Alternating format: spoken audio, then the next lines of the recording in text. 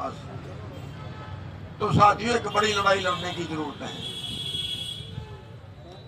हम जिला दर जिला ज्ञापन दे रहे हैं, सरकार से मांग कर रहे हैं, इन सभी मांगों के ऊपर सरकार मान जाए।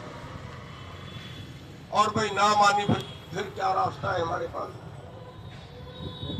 23 मार्च को भगत सिंह के शहीदी दिवस पे एक बड़ी रैली कर रहे हैं और अगला फैसला उसके अंदर लेना है।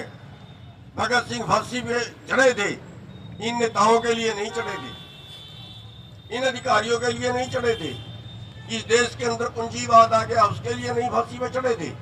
वो फांसी पे चढ़े थे समाजवाद पैदा करने के लिए। प्राकृतिक प्रॉपर्टी है, खनन है, सारा खागे लूट लूट के, सबका हिस्सा था पूरे देश का उसमें। देश की संपत्ति प्राइवेट बेच रहे हैं।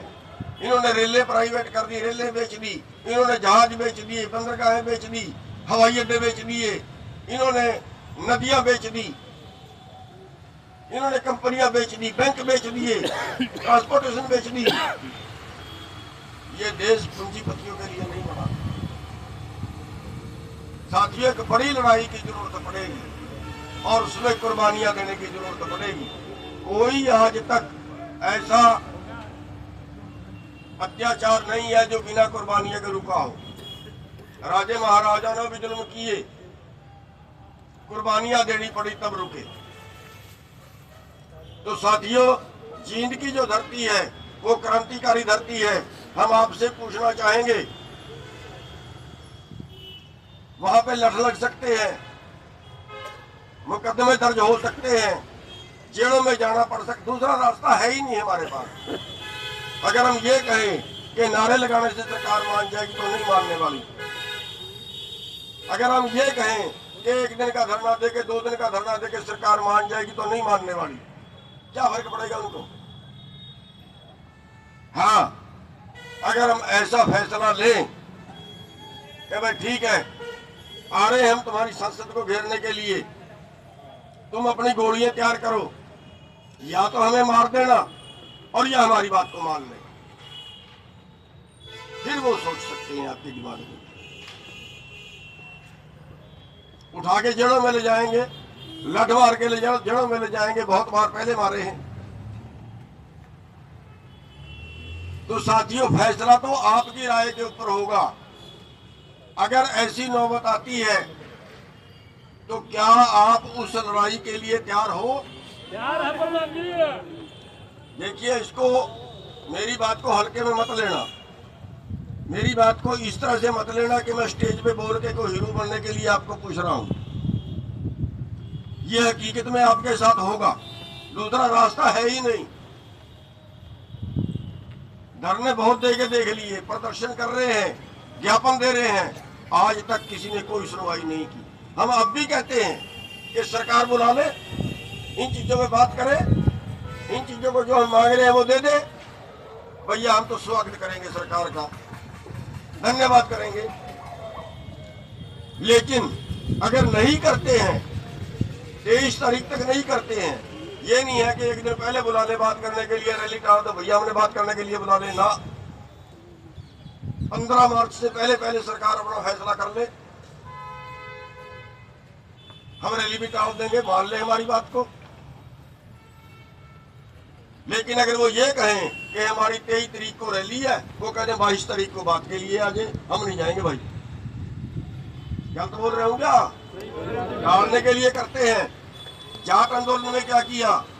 जाट आंदोलन हुआ, लोग मरने मारने पे तैयार थे, सब कुछ हुआ, 1 दिन पहले बात के लिए बुला लिया, बेड़ा गर्क कर दिया।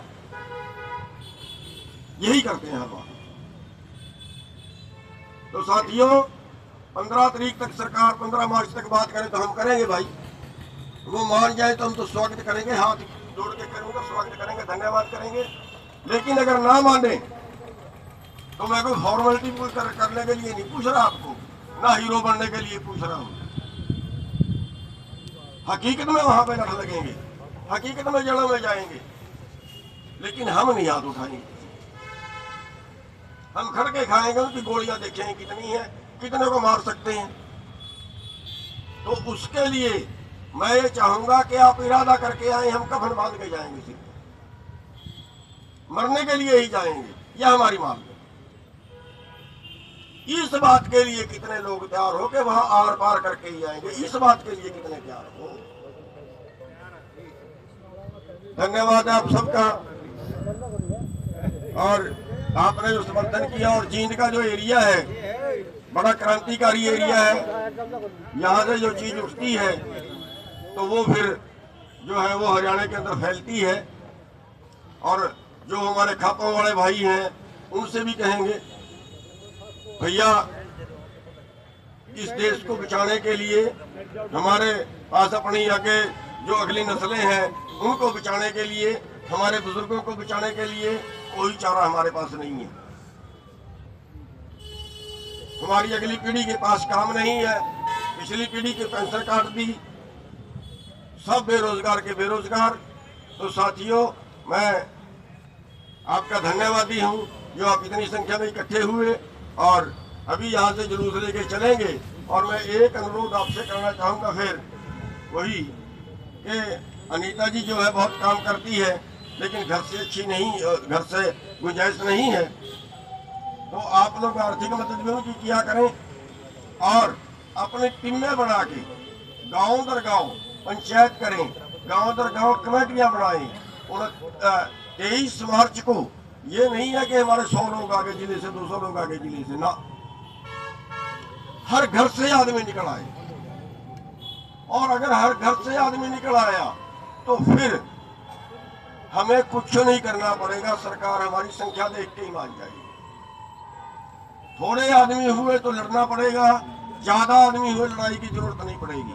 हमें एक खेत की खुदाई करनी है, अगर 2 आदमी काम करेंगे तो 4 दिन लगेंगे, 8 दिन लगेंगे। अगर उसमें 50 आदमी काम करेंगे तो उसको 1 घंटे में खोद देंगे। वही काम हर जगह पे है। अगर हमने अपनी बात मनवानी है, अगर थोड़े लोग इकट्ठे हुए तो झगड़ा होगा, कुर्बानियां देनी पड़ेगी। अगर ज्यादा लोग इकट्ठे हुए तो सरकार ऐसे ही दबाव में आ जाएगी। हमारे सोशल मीडिया वाले भाई, वो भी सारी पोस्टें शेयर किया करो, सोशल मीडिया पे इसका प्रचार करो।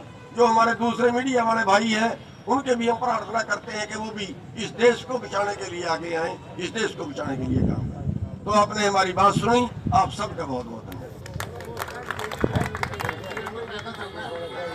हाँ, सभी गाड़ियां यहीं रहेगी, थोड़ी दूर है, 1.5 किलोमीटर पे, कोई बात नहीं, 1.5 किलोमीटर तो सभी लोग यहाँ से नारे लगाते हुए पैदल जाएंगे और सभी जाएंगे। ये नहीं है कि आधे यहाँ रह जाए, कुछ रह जाए।